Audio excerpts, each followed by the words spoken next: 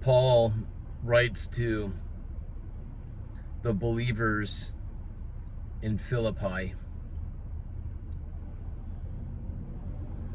that they should work out their salvation, work out their own salvation through fear and trembling.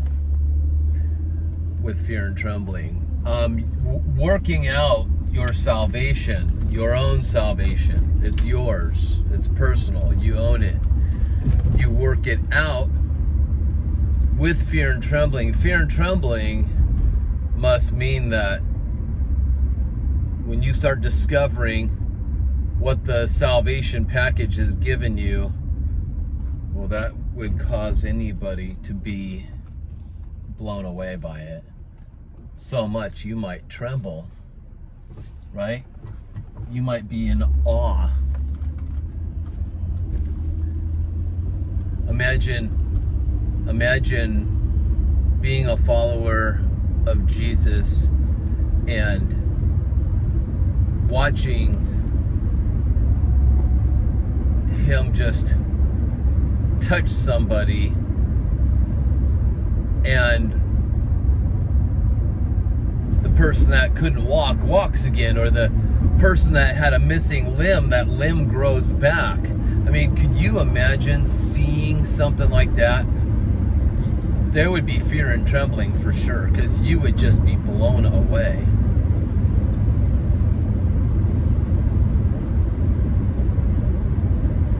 Salvation, the root word of salvation in Greek, is where we get the word saved. Salvation, being saved, you know. The meaning is to be delivered from harm into safety. Being delivered from danger into a safe place. So, the root word in Greek is sozo. S-O-Z-O, sozo. If you have sozo, it's yours. What is sozo? We've discussed this in videos recently, that sozo is not just being saved or rescued from harm and put into a safe place, but it's also healing, which is, if you're healed, you are rescued from harm and put into a safe place. You're healed. You're delivered. Do you understand that? Sozo means that as well. Now, when Christ moved into you in spirit, I believe that he moved in to you in your most holy of holy places, your spirit. He didn't move in empty-handed. He came, I believe, fully loaded. He fully loaded, and he brought all his stuff, basically. So you have all the fullness of Christ in your spirit. Now, you're working out what you have. I have muscles. Whether they're big or small, I have muscles. And if I go to the gym like I just did, I'm working out what I already have. Even if I have very small muscles, I'm working them out. They're mine, so I'm working them out. I'm developing them. So Paul's saying, develop what belongs to you in this salvation, in this sozo package. Discover all these things that have been deposited into your field. Oh, look at that. There's gemstones in this field, and that field belongs to you. And there's gemstones everywhere, including gold, diamonds, and such. This field is loaded. See, you're working out what you have. It is yours. That field belongs to you. You're cultivating it. You're bringing things out of it, that you're discovering things that are in this field that is yours. Right? So, when you're working out your salvation, you're bringing forth everything that salvation has given you, and you're just keep on making new discoveries, more and more discoveries, which makes life very not boring as a believer.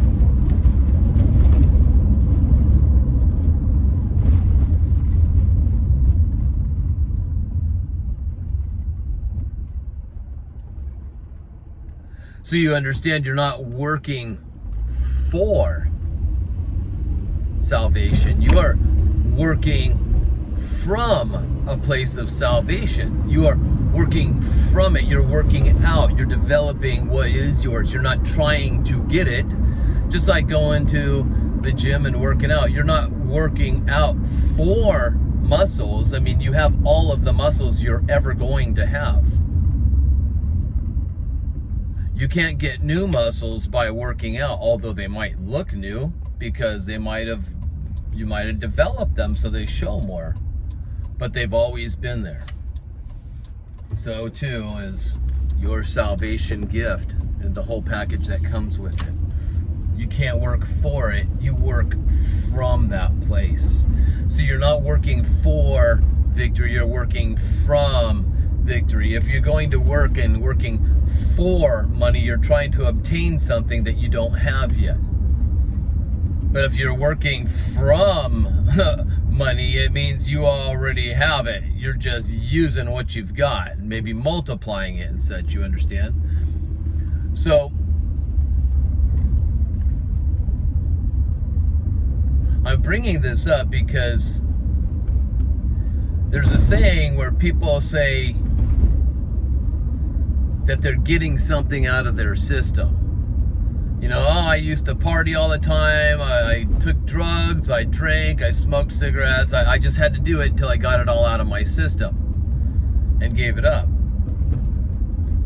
The truth is, if you had that lifestyle and you became what's called an addict, right?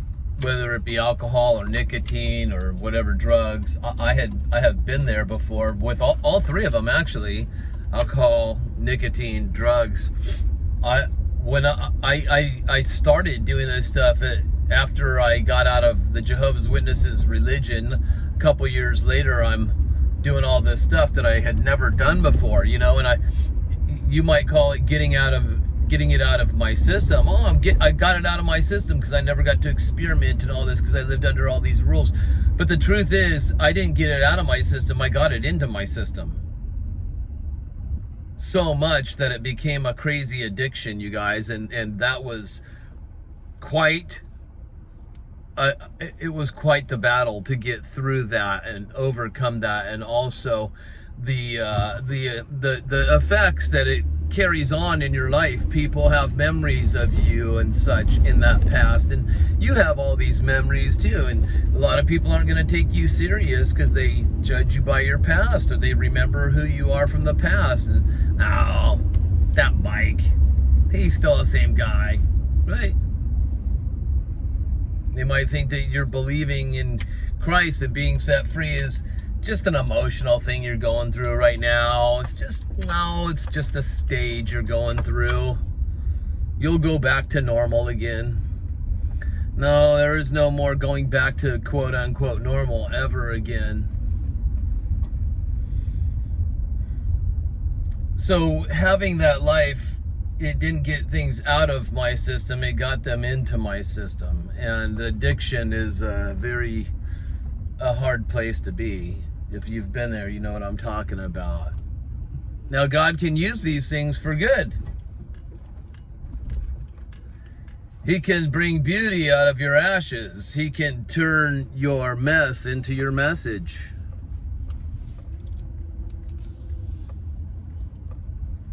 And I've got to experience that.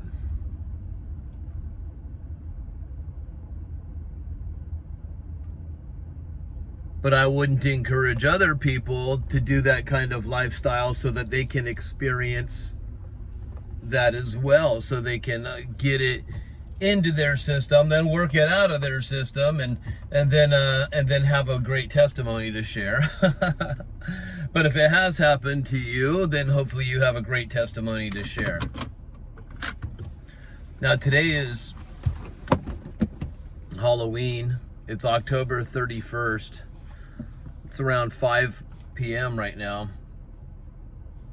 And when I left the Jehovah's Witnesses religion, so I never celebrated holidays or anything like that. When I was a child, you know, dressing up like a superhero or something sounded like it would have been awesome for me. I would have loved to have been able to do that, but I wasn't able to. So when I got older and I got out of the Jehovah's Witness religion when I was 30 years old, I believe I started celebrating Halloween probably shortly after that, right? All the holidays and stuff. And I understood as a Jehovah's Witness, you know, we were taught all these things about holidays and paganism and all this stuff, but that's why they reject all these holidays.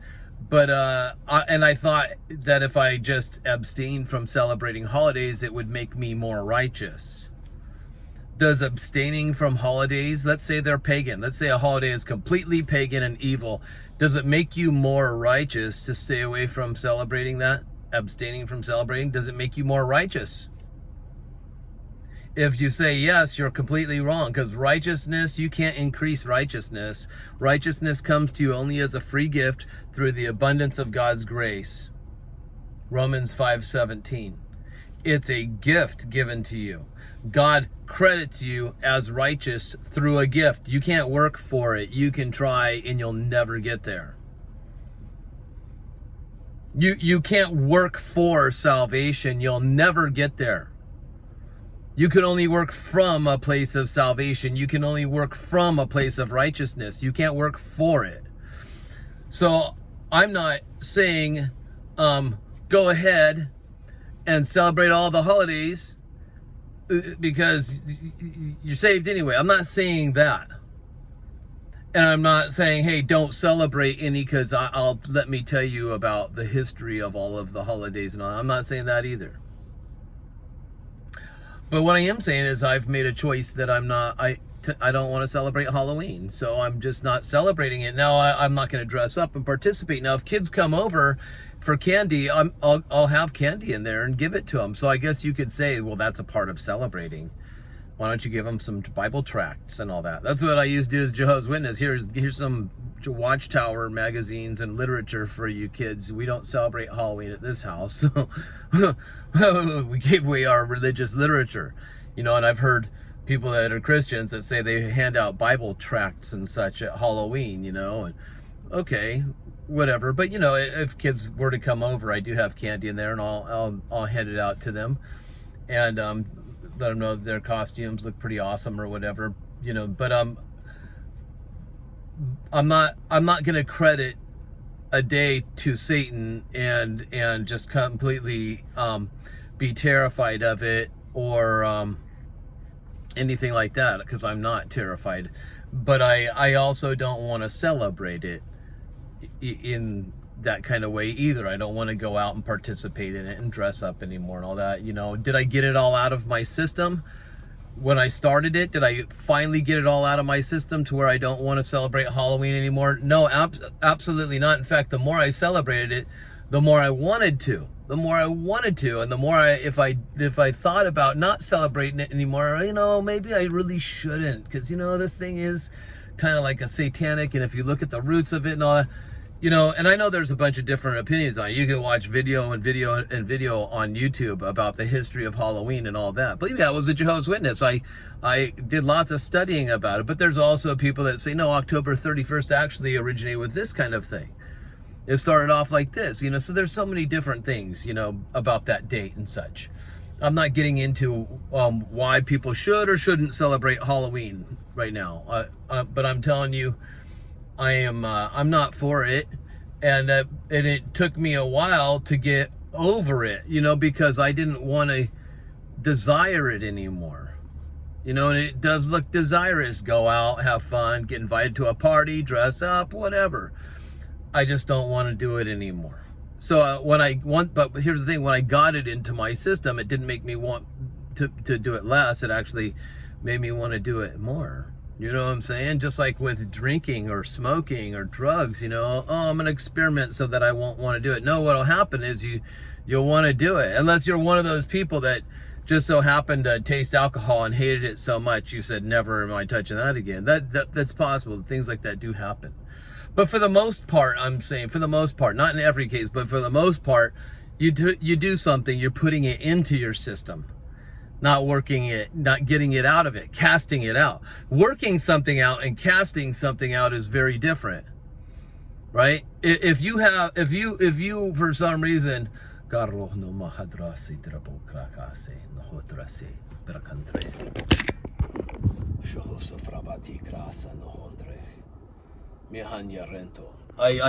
pray in the Spirit when I see the number 11 in I just glanced at my clock and it says 5:11. So I pray in the Spirit when I see 11. So, see, I just got distracted, didn't I? It's okay.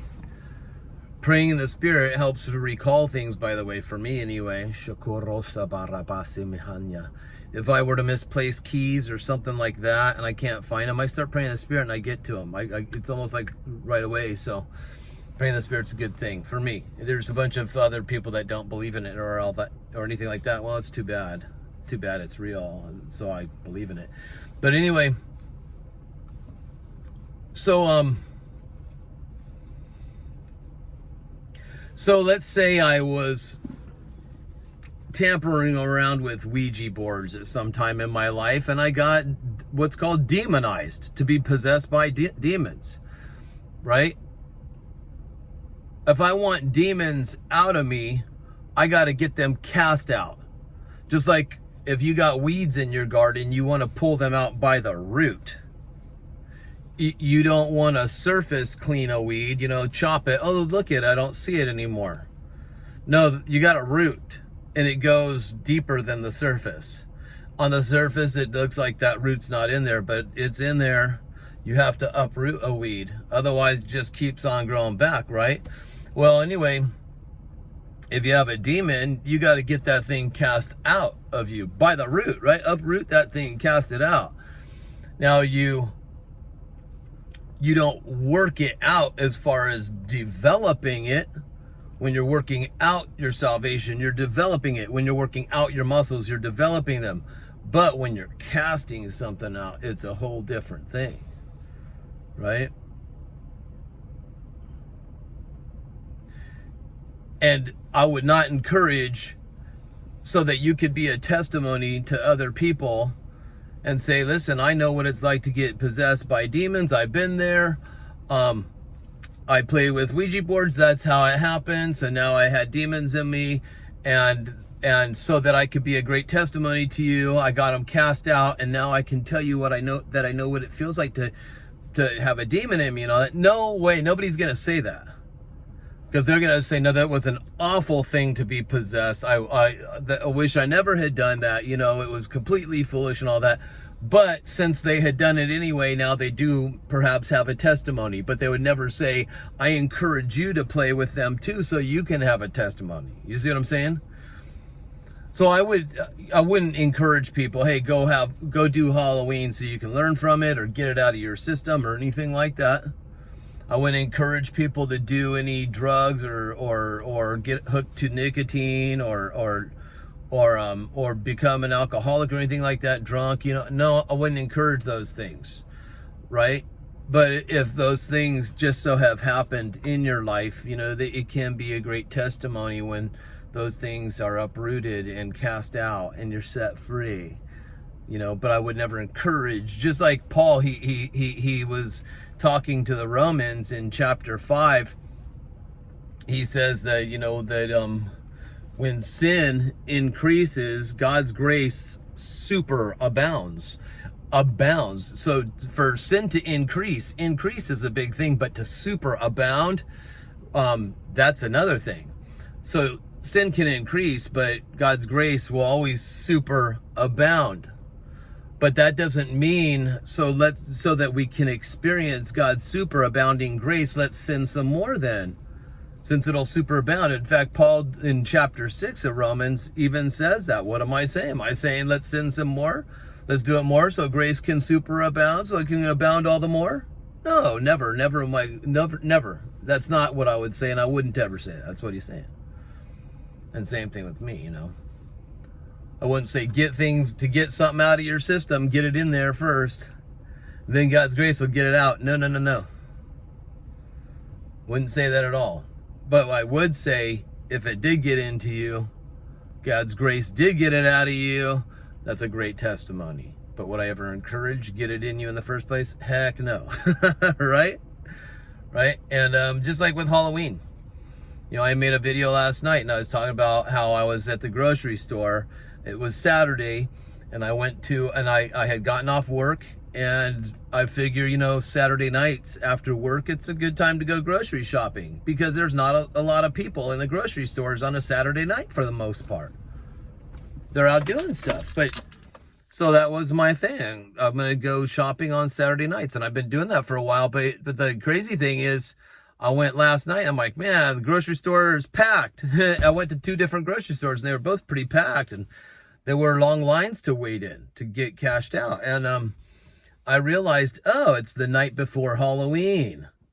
So people were probably out getting their candy, last minute stuff, you know. So I mentioned that in the video.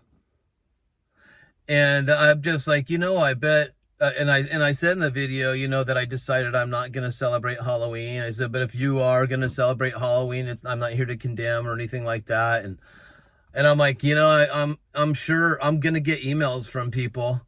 I'm going to get emails that say, you know, I should have rebuked Halloween. I should tell everybody how satanic it is. I need to watch all these videos, do all this research because Halloween, this and that, you know, it's bad. It wasn't my job to do that. You know, if you want to do all your research on Halloween and make a conscientious decision for yourself, what you should do, then you should do that research. Do it, you know, but it's not my job to judge. Because I've heard a lot of Christians that get together on Halloween and they actually dress up like Bible characters or whatever. And, you know, and they say, we're not going to give Satan a holiday. We're not going to ever give him the 31st as his holiday. So we're going to counter that with something else. You know, and whether that's right or wrong, I'm not going to say. I'm just saying some people do that. So I'm not here to judge or anything like that. Jesus says there's plenty of people that go around judging others when they've got their own problems. You know, they point out everybody's speck in their eye. Oh, you got something. Look you got a little something in your eye. And they point to the speck in everybody's eyes. And so the problem is they themselves have a log in their own eye. But when they point to the speck at somebody else's eye, what it does is it gets your eye off of them. It gets your eye on the other person.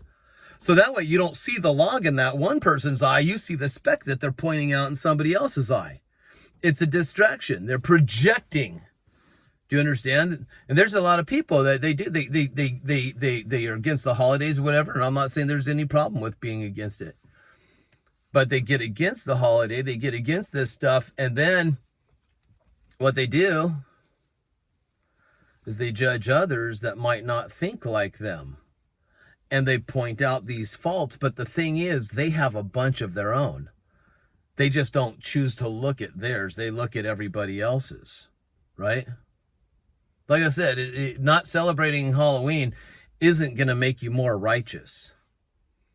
But if it is the evil holiday, if it is something of the devil, then you might choose not to celebrate it, right? That's for you. That's for you to make that decision. I've made mine, and I'm not going to go do the Halloween stuff. I'm not going to dress up and participate, you know. But I guess you can say if I give kids candy if they come over, then that's really part celebrating it. And maybe someday I'll even say, okay, I won't give any candy out either. But for right now, I have it just in case. So anyway, but yeah, you know, I'm sure I'm going to get some emails, and I have a whole bunch of emails on my phone that I haven't even opened up yet today. I've been really busy all day, and I went to church this morning, and that was a pretty good service too. The pastor and a bunch of men, they were out camping. They did some annual camping thing that they do. And so, his wife was the preacher today, and she just gave an awesome sermon, went in the book of Proverbs and just talking about our tongues, how our mouth, the things that we say, what foolish people do. They're quick to speak and slow to listen and all that. And I'm like, man, that sounds like me. So it's amazing when you hear the word of God and it helps to train you, not to find fault in you and point out your faults and say, do a better job. That's what the law does. The law finds your faults and commands perfection out of you.